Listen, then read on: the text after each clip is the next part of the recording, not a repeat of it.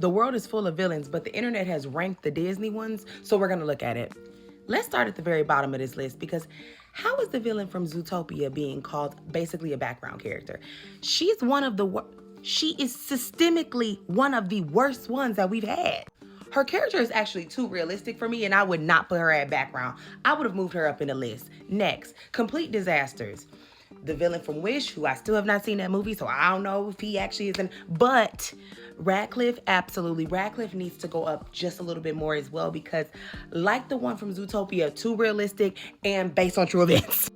Next, we have the villains of all time. Now, the villain that is in that purple picture, I have no idea who that is, so if y'all know, let me know. But the one to the left is actually the villain from Dinosaurs. And what I want y'all to understand is that the villain from Dinosaurs is not a dinosaur. It's the meteorite that took them all out. Next, we're going to skip Buck Cluck from Chicken Little because I think that applies. Massively flawed villains. Hans does not belong down here. Hans is not flawed. Hans is Hans. He's realistic. He is actually something that can happen and exist in this timeline. I'm very confused as to why he's flawed. I don't know. Maybe they thought that he wasn't strategic enough, but he does not belong on the same line as the Horn King because Hans was giving us Charlottesville Tiki Torch realness. I don't think he's flawed at all. I think he's very real. Going up to the next section, we have pretty flawed villains. Now, I actually agree with these. If y'all don't, let me know. The next one I don't agree with. Please stop calling the man from Bambi a villain. Then what do we call him? Because he killed Lucille Bedford Bambi Sr. So I'm trying to understand how we don't call the man from Bambi a villain when he killed Bambi Mama. I don't understand. The next section I also agree with. Villains that are just sort of whatever, I guess. Yeah, I recently watched Lilo and Stitch, and I do agree that Shark M'Baku is, he all right, but he's not. The next section is where I started to get irritated. They're Fine. Why is Lady Tremaine in a section called They're Fine? She is literally the OG. Lady Tremaine took that hair, put it up in a French roll, and committed chaotic crimes year after year after year. She marries Cinderella daddy. He dies mysteriously. And then instead of her being like, you know what, I'm gonna make sure I take care of you as my own. No, she makes them the house servant. She makes Cinderella the house servant and makes her kids basically the people who get all the benefits from Cinderella's daddy. Then Cinderella has a little come up and she lets them children tear that dress up. When she gets to the ball and she comes back home, the mama finds out and she locks her in the attic so that the prince can't find her. This is a villain. She's not fine. She's a villain. She is top tier A-list villain. And whoever made this is crazier than two cuckoo birds on a bridge because why would you ever make Taka a villain? Did you watch Moana? Taka's not a villain, okay? She's actually a villain that had a point because you came there, you stole something from her, and she made sure that she turned y'all every which way but loose. Every single island started turning black. She was throwing lava across the street. Give her stuff back. She's not a villain. Shere Khan, on the other hand, yeah. Now here's when it gets interesting because has some neat aspects, includes the villain from Tarzan. I also would put him a little bit higher. Now that pretty solid category, y'all ate that up because Shan Yu and Honest John, yeah, solid villains. When we saw that doll in Mulan and it was just kind of toe up, you can tell something happened to the little girl that owned it. Yikes. Shan Yu and Honest John will be in court today if they were real characters today. RICO charges, charge all of them. Great effective villains. I would not put the Queen of Hearts above Shan Yu and Honest John. I actually would move them down to the Tarzan category. I don't think so. The pretty amazing category, 10s across the board, all of them. Now, the Evil Queen, I do think should be moved up just a little bit. Dr. Facilier is an amazing villain.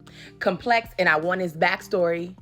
Hey, Disney, I would like his backstory. Thank you so much. But Mother Gothel, nasty work. Yeah, she's fantastic. Now, here's where we have our top tier villains. Absolutely incredible. Jafar, Yzma, Cruella de Vil. I don't think that they should be below the people in the third row, but here we are. Okay, because Jafar's robes and dress alone, and maybe now that I think about it, that's why they are in this category together because each of these villains actually outdress the main character. They outdress the protagonist in the movie. Jafar was going to give you a silk robe with a gold bracelet. Yzma was going to give you feathers and a train for no reason. Cruella was going to have that fur on with that 16-inch cigarette. Baby, eating the girls up. Move them up. Move them up. The next one is standard for excellence. And the only person that belongs in this category is Maleficent. I don't like, y'all tell me in the comments. I don't agree with that. Also, Maleficent ain't a villain, but that's a whole nother story. The next category is show stealers, and I am very confused because Hades is the only person that belongs in here. Hades is the only villain in these four that was actually more interesting than the protagonist. Because I don't know about y'all, but Tamatoa from Moana was not interesting to me. In fact, he only made me wanted to get a steamer, butter, and lemon. I did not find him interesting. And Captain Hook and Gaston's protagonists were way more interesting than them. And Gaston couldn't read. So how are you a show stealer? Baby, the way that Hades would walk in and demand a room, he demanded the attention of a room. So we can actually kick them three out and move the ones from absolutely incredible up to show stealers because they were show stealers. And last but not least, peak villainy. They ate this one up. This, 10 out of 10. Even though I don't think that Ursula did anything wrong because technically Ariel should have read that contract, she is villainesque. The way she turned all of them mer people into shrimp and had them in her hallway was crazy.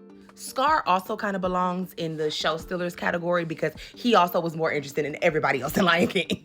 I personally wanted to hear much more from him in them green color contacts, personally. However, you already know how I feel about Frollo. Like, -700 out of 10. He's one of the worst that we've had. Like, so him being at the top, I actually feel like he needs to be up there by himself, and then Scar and Ursula need to come down to show stealers, showstoppers. Because Frollo looked Quasimodo in the face and said, "You are deformed and you are ugly." And Quasimodo responded by confirming, "I am deformed." And what? He is simply a terrible human being, and anybody that has his ideals should end up just the way he did, you know, falling off of a church into fire. Y'all let me know how y'all feel about these rankings. I don't know. I'm like 6 out of 10.